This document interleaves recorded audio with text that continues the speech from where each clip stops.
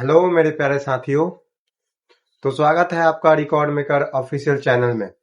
मैं आपके सामने एक नया अपडेट के साथ आया हूं और ये अपडेट है एयरफोर्स को लेकर के। एयरफोर्स का नया वैकेंसी आया है आप सभी को पता होगा और इसी वैकेंसी को लेकर के हम आपके सामने लेकर के आए हैं कि किस तरीके से आप इस फॉर्म को डाल सकते हैं और क्या क्या एलिजिबिलिटी है, क्या क्या करना पड़ेगा इन सभी चीजों को।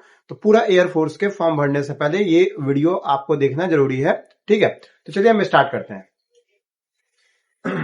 ये देख लीजिएगा, यहाँ पे लिखा है इंडियन एयरफोर्स। ठीक, अग्निवीर वायु इंटेक 1 2027 एग्जाम 2026। बात समझिएगा हमारा,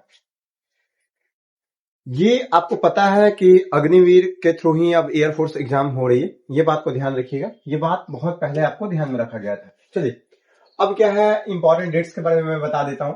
इंपॉर्टेंट डेट्स क्या है, यहाँ पे बोला है कि ऑनलाइन फॉर्म जो स्टार्ट हो रहा है वो 12 जनवरी 2026 से हो रहा है।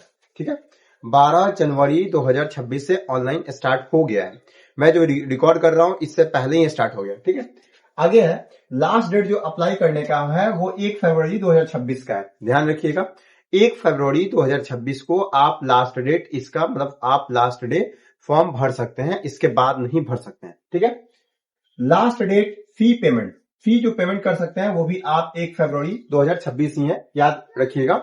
1 फरवरी 2026 को आप लास्ट फॉर्म भी भर सकते हैं, लास्ट आप पेमेंट भी कर सकते हैं। ठीक है, नेक्स्ट है कि एग्जाम डेट जो है 30 या 31 मार्च। देखिए ये बहुत अच्छी बात है कि पहले ही अपडेट दे दिया कि 30 से 31 मार्च को हम क्या करेंगे, एग्जाम लेंगे। ये बात एकदम क्लियर है इसका। ठीक, नेक्स्ट है एडमिट कार्ड।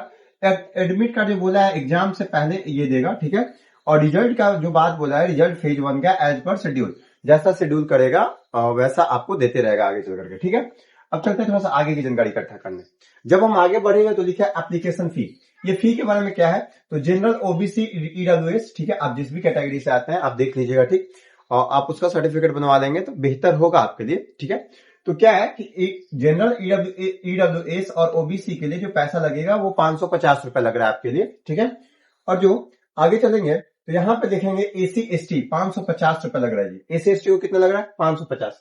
तो कोई तो अंतर है नहीं, एसी एसटी का भी 550 और ईडब्ल्यूएस वालों को भी 550। पेमेंट मोड क्या है, डेबिट कार्ड से आप कर सकते हैं, क्रेडिट कार्ड से कर सकते हैं, नेट बैंकिंग से कर सकते हैं। आप जिस तरीके से जाइएगा वो साइबर कैफे वाला आपका पेमेंट कर लेंगे। अगर आप खुद से भी करते हैं तो इस तरीके से कर सकते हैं। ठीक है, नेक्स्ट आगे चलिएगा तो एज लिमिट के बारे में बता रहा है कि एज लिमिट होता है कितना इस एयरफोर्स के फॉर्म डालने के लिए आपका। तो लिखा है कि मिनिमम एज आपका 17.5 साल होना चाहिए, मतलब 17.5 साल के आप हो गए हैं तो आप इस फॉर्म को भर सकते हैं। ठीक, आगे बोला है कि मैक्सिमम एज जो है ये 21 साल मांग रहा है, मतलब अगर आपका उम्र 21 साल से ज्यादा हो गया है तो आप इस फॉर्म को एकदम नहीं भर सकते हैं। तो 21 साल तक मैक्सिमम एज है इसका। नेक्स्ट बोल रहा है कि डेट ऑफ बर्थ बिटवीन, मतलब कि जो लोग फॉर्म भर सकते हैं उनका डेट इनके और इनके बीच में होना चाहिए।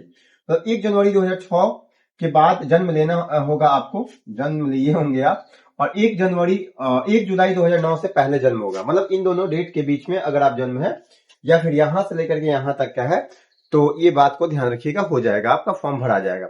आगे मैं चलो, हाँ बोला है ये बिटवीन बोला है जी, बीच में, ये ध्यान रखिएगा, इसके और इसके बीच में होना चाहिए आपका जन्म।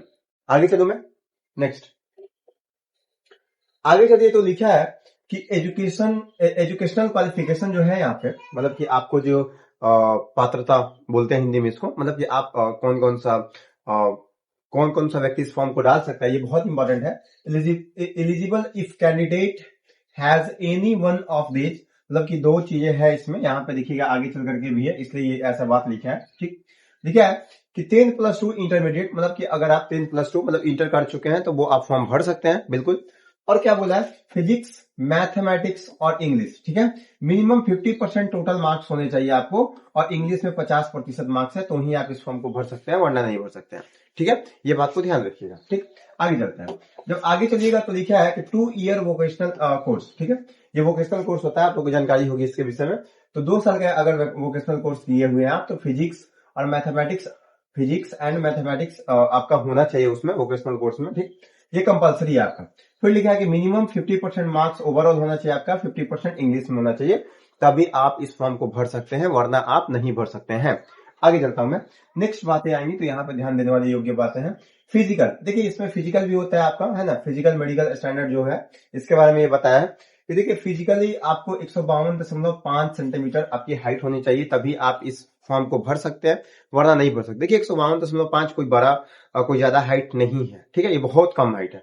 अमूमन तो बिहार पुलिस 155 मांग लेते हैं। देखिए यहाँ पे चेस्ट, चेस्ट बोल रहा है कि आप चेस्ट को आपको बढ़ाना होगा 5 सेंटीमीटर। बस इस बात को ध्यान रखिएगा कि चेस्ट जो फुलाने वाली बात आता है आपका, जितना भी चेस्ट होता है उससे 5 सेंटीमीटर एक्स्ट्रा फुलाना होता है, इस बात को बस ध्यान रखना है।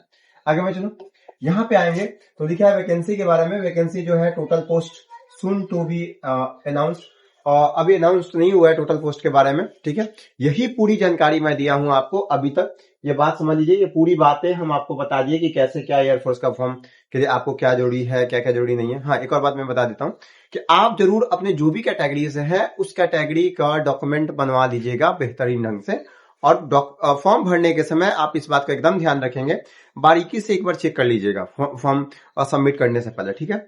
बाकी तो मैं आज के लिए इतना ही रखता हूँ। Thank you.